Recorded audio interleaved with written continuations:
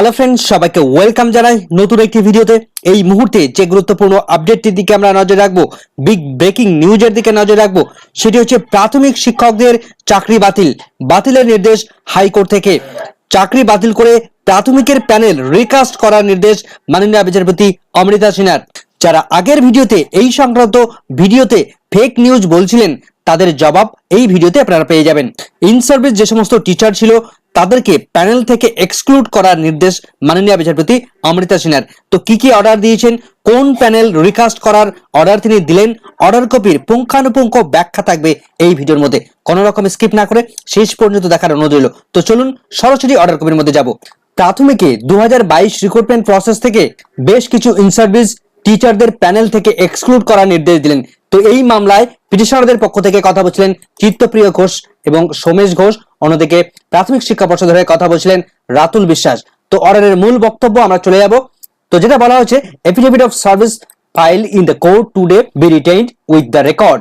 প্রাথমিক শিক্ষা পর্ষদ এবং পিটিশনারদের পক্ষ থেকে তারা যে এফিডেভিট ফাইল করেছে সেগুলো কোর্ট রেকর্ড হিসেবে গ্রহণ করেছে। The petitioner participated in the recruitment process of primary school teachers initiated by the West Bengal Board of Primary Education in the year 2022. তো প্রাথমিক শিক্ষা পর্ষদ 2022 সালে যে রিক্রুটমেন্ট প্রসেসে তার স্টেপ গ্রহণ করেছিল, সেখানে এই মামলার পিটিশনাররা তারা পার্টিসিপেট করেছিল এবং তারা চাকরি পেয়েছিল। অ্যালিগেশন ইজ দ্যাট, এই বিষয়ে অভিযোগ এসছে যে several in-service candidates have been allowed to participate in the recruitment process and even appointment letter issued in their favor। যে বিষয়ে অভিযোগ এসছে যে বেশ কিছু ইন সার্ভিস ক্যান্ডিডেট, বেশ কিছু ইন সার্ভিস টিচার তারা এই 2022 রিক্রুটমেন্ট প্রসেসে তারা পার্টিসিপেট করে, অংশগ্রহণ করে। তাদেরকে একটি কোর্টের নির্দেশের উপর বেস করে তাদেরকে এই রিক্রুটমেন্ট প্রসেসে অংশগ্রহণের সুযোগ দেওয়া হয়। পর্ষদ তাদেরকে সুযোগ দিয়েছিল। সেই অর্ডারের পরিপ্রেক্ষিতে পিটিশনাররা তারা অ্যাপ্লাই করে এবং পর্ষদ তাদেরকে অ্যাপয়েন্টমেন্ট লেটার ইস্যু করে দিয়েছিল তাদের ফেভারে। The petitioners refers to order dated 1 March 2023 তারিখের পাস বাই দিস কোর্ট। তার রিট পিটিশন নাম্বার আমরা দেখতে পাচ্ছি 24562 অফ 2022।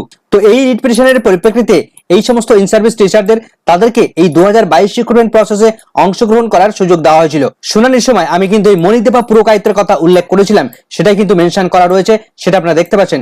মণিদেবা পুরকাইতের যে মামলা, সেই মামলায় কিন্তু অর্ডার এসেছিল, wherein the court passed an interim order restraining the respondents from permitting the in service candidates to get opportunity to be selected against a vacancy in the selection process of 2022।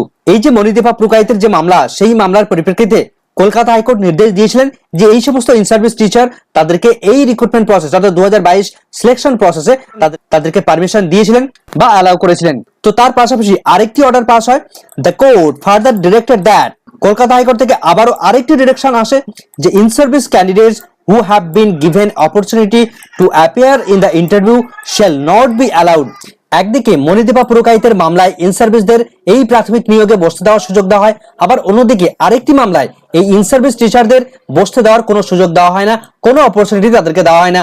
মাননীয় বিচারপতি অভিজিৎ গঙ্গোপাধ্যায় তিনি কিন্তু এই নির্দেশ দিয়েছিলেন যে in service যে সমস্ত টিচাররা তারা এই 2022 রিক্রুটমেন্ট প্রসেসে তারা অংশগ্রহণ করতে পারবে না। Any further in the said recruitment process either for recommendation or for appointment, সেই সমস্ত ইন সার্ভিস টিচারদের কোন রকম ভাবে রেকমেন্ডেশন দেওয়া যাবে না বা কোন রকম ভাবে অ্যাপয়েন্টমেন্ট প্রদান করা যাবে না, কোর্টের নির্দেশ আসে। অ্যাকর্ডিং টু দ্য পিটিশনারদের দাবি মতো several hundreds of in service candidates have been recommended and appointment letter issued in their favor। পিটিশনারদের মত অনুসারে several hundreds, এখানে কয়েকশো ক্যান্ডিডেট রয়েছে। অর্থাৎ এর আগের ভিডিওতে আমি জানিয়েছিলাম, শুনানির সময় আমরা জানতে পেরেছিলাম যে এই মামলার ইন সার্ভিস টিচার টোটাল রয়েছে 400 জন ক্যান্ডিডেট। এই 400 জন ইন সার্ভিস টিচারের তাদেরকে রেকমেন্ডেশন দেওয়া হয়েছিল এবং অ্যাপয়েন্টমেন্ট লেটার ইস্যু করেছিল প্রাথমিক শিক্ষা পর্ষদ, যারা ইতিপূর্বেই ইন সার্ভিস অবস্থায় ছিলেন। এবারেই সব থেকে মূল যে অর্ডারটা দিচ্ছেন, মূল যে পয়েন্টটা উল্লেখ করছেন, সব থেকে তাৎপর্যপূর্ণ যে অর্ডারটা দিচ্ছেন সেটা আমরা দেখব।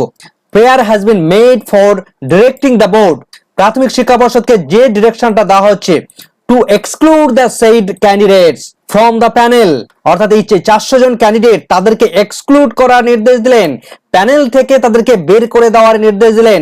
আবারও বলছি, exclude the said candidates from the panel। আগের ভিডিওতে এই কথাগুলো আমি কিন্তু পরিষ্কারভাবে বলেছিলাম, তার জন্য অনেকে কিন্তু বিতর্ক তৈরি করেছিলেন, অনেকে বাজে মন্তব্য করছিলেন যে আমি নাকি ফেক নিউজ দিই। সেটা কিন্তু আপনারা নিজেরাই প্রুভ করতে পারছেন। এবং তারপরের পয়েন্টটা দেখুন, and to recast the panel, প্যানেলটিকে সম্পূর্ণভাবে রিকাস্ট করার নির্দেশ দিলেন মাননীয় বিচারপতি অমৃতা সিনহা। প্রত্যেকটা কথা মিলছে কিনা আপনারা নিজেরাই যাচাই করবেন। তো প্যানেল থেকে এক্সক্লুড করার অর্থ, প্যানেল থেকে বাদ দেওয়ার অর্থ তাদের চাকরি বাতিল। তো যে সমস্ত ইন সার্ভিস টিচার, টোটাল 400 জন ক্যান্ডিডেট, 400 জন ইন সার্ভিস টিচার, তাদেরকে প্যানেল থেকে এক্সক্লুড করে দেওয়ার অর্থ তাদের চাকরি বাতিল করে দিলেন। অর্থাৎ 2022 সালে যে রিক্রুটমেন্ট প্রসেস প্রাথমিক শিক্ষা পর্ষদ কন্ডাক্ট করেছিল, সেই রিক্রুটমেন্ট প্রসেসে যারা ইন সার্ভিস অবস্থায় যুক্ত হয়েছিলেন, চাকরিতে নতুন ভাবে যুক্ত হয়েছিলেন 2022 সালে, তাদের সম্পূর্ণভাবে চাকরি বাতিল করে দিলেন মাননীয় বিচারপতি। প্যানেল থেকে এক্সক্লুড করে দিলেন এবং প্যানেলটাকে নতুন ভাবে প্রকাশ করতে বললেন বা নতুন ভাবে তৈরি করতে বললেন, অর্থাৎ প্যানেলটাকে রিকাস্ট করতে বললেন। On a perusal of the writ petition is appears that এই রিট পিটিশনের মধ্য দিয়ে আরো যে বিষয়টা দেখা যাচ্ছে যে the details of the in-service candidates who have been alleged to the recommended and appointed are missing। এই যে রিট পিটিশন, সেই রিট পিটিশনের সঙ্গে যারা ইন-সার্ভিস টিচার, যারা এই মামলাটি করেছে আর কি, তারা তাদের ডিটেলসটা যেখানে ডিসক্লোজ করেনি, তাদের রেকমেন্ডেশন, তাদের অ্যাপয়েন্টমেন্ট বা তাদের নাম টোটালটা ডিসক্লোজ করেননি। অর্থাৎ সেই রিট পিটিশনের মধ্যে তাদের নাম ডিটেলসটা সেখানে ছিল না। The petitioners never made any representation before the board disclosing the details of the said candidates who were appointed contrary to the direction passed by the court। তো কোর্টের নির্দেশ অনুসারে যে বিতর্ক তৈরি হয়েছে, যে সমস্ত বিতর্কিত ইন সার্ভিস টিচার যাদেরকে রেকমেন্ডেশন দেওয়া হয়েছিল, অ্যাপয়েন্টমেন্ট দেওয়া হয়েছিল, তাদের ডিটেলসটা এই রিট পিটিশনের মধ্যে ডিসক্লোজ করা হয়নি বা প্রকাশ করা হয়নি। যে কারণে মাননীয় বিচারপতি তিনি কিন্তু আরো রেগে যান যে কেন আপনারা ডিটেলসটা প্রকাশ করলেন না, কেন এই 400 জনের নাম ডিটেলস প্রকাশ করেননি। তখন তিনি এই মামলার মেইনটেনেবিলিটি নিয়ে প্রশ্নচিহ্ন তুলেছিলেন। The court is of the opinion that, court যে বিষয়টা তাদের অবজারভেশন ইতিমধ্যে তারা লক্ষ্য করতে পেরেছে, till the aforesaid details are placed before the authority for taking a decision, the writ petition will not be maintainable। সমস্ত দিক খতিয়ে দেখে মাননীয় বিচারপতি তিনি এই সিদ্ধান্তে এলেন যে এই মামলার রিট পিটিশন, সেই রিট পিটিশনটা তাদের মেইনটেনেবিলিটি তারা মেইনটেইন করতে পারেননি। opportunity out given to authority to rectify any error which may be crept by the up in the process, which may have crept up in the process। তো পিটিশনারদের সমস্ত ভুল তাদের rectify করার সুযোগ দিলেন, এররগুলোকে রেকটিফাই করার সুযোগ দিলেন। The writ petition is also lacking the relevant details required for the proper adjudication of the instant case। এই মামলার ডিটেলস যে প্রপার যে রিলেভেন্ট ডকুমেন্টস গুলো প্রয়োজন রয়েছে, সেগুলো সেখানে কিন্তু মাননীয় বিচারপতিরা পাননি। In view the above, the relief sought for by the petitioners cannot be allowed। উপরের এই সমস্ত কারণগুলোর জন্যই এই মামলার পিটিশনারদের পক্ষে কোন রকম ভাবে কোনো রিলিফ মাননীয় বিচারপতি দিতে পারলেন না, পিটিশনারদের কোনো বক্তব্যই মাননীয় বিচারপতি অ্যালাউ করলেন না। The writ petition accordingly fails and is hereby dismissed। এই রিট পিটিশনটা তাদের মূল বক্তব্য তুলে ধরতে সম্পূর্ণভাবে ব্যর্থ হয়েছে, তার ফলে এই মামলাটিকে মাননীয় বিচারপতি ডিসমিস করে দিলেন। Dismissal of the writ petition will however not stand in the way of petitioners to disclose the details of the candidates appointed contrary to the order passed by this court on 1st March 2023 in writ petition number 24-24562/2022 to the board for taking necessary action in the matter। তো এই মামলার পিটিশনারদের total details, তাদের নাম, সমস্ত বিস্তারিত representation টোটালটা disclose করার নির্দেশ দিলেন, প্রকাশ করার নির্দেশ দিলেন। কলকাতা হাইকোর্টের নির্দেশে এই যে রিট পিটিশন নাম্বার দেওয়া রয়েছে, এই রিট পিটিশনের পরিপ্রেক্ষিতে কলকাতা হাইকোর্ট যে অর্ডার দিয়েছিল সেটা কন্ট্রারি তৈরি করেছে, বিতর্ক তৈরি করেছে। তো সমস্ত ফটোকপি বা সমস্ত অর্ডারটা উভয় পক্ষকে সার্ভ করার নির্দেশ দিলেন মাননীয় বিচারপতি অমৃতা সিনহা। তাহলে এই ইউটিউব চ্যানেলে আপনারা অথেন্টিক খবর পান কিনা সেটা অবশ্যই আপনারা কমেন্ট সেকশনে জানাবেন। তাহলে আমরা দেখলাম 2022 রিক্রুটমেন্ট প্রসেসে যারা ইন সার্ভিস অবস্থায় ছিলেন, এর আগে ইন সার্ভিস অবস্থায় ছিলেন, তাদের নাম সম্পূর্ণভাবে এই 2022 এর প্যানেল থেকে এক্সক্লুড করার নির্দেশ দিলেন, অর্থাৎ সম্পূর্ণভাবে বের করে দেওয়ার নির্দেশ দিলেন এবং সমস্ত প্যানেলটাকে রিকাস্ট করার নির্দেশ দিলেন। এই প্যারাটাই কিন্তু মূল প্যারা, এই প্যারাটাতেই সমস্ত অর্ডারটা উল্লেখ করা রয়েছে।